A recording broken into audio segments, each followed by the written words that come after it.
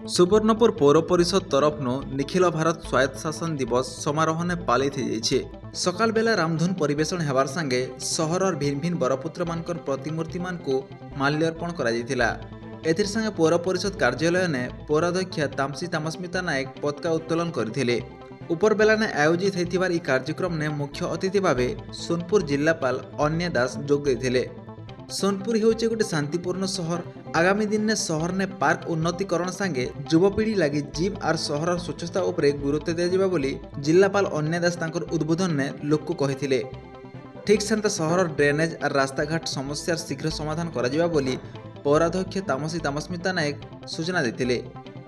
ई कार्यक्रम में पूर्वतन पौराध्यक्ष और पौराध्यक्षा और सबु काउंसिलर मान को मुख्य अतिथि जिलापाल अन्य दास सम्मानित करथिले।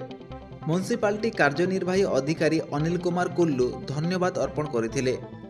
पर सांस्कृतिक कार्यक्रम अनुष्ठित हेतिला। गवर्नमेंट माने आमे निजर गवर्नमेंट निजे केमती सुचारू रूप रे चळौछु म्युनिसिपालिटी रे आकुई local self government day celebrate करूची।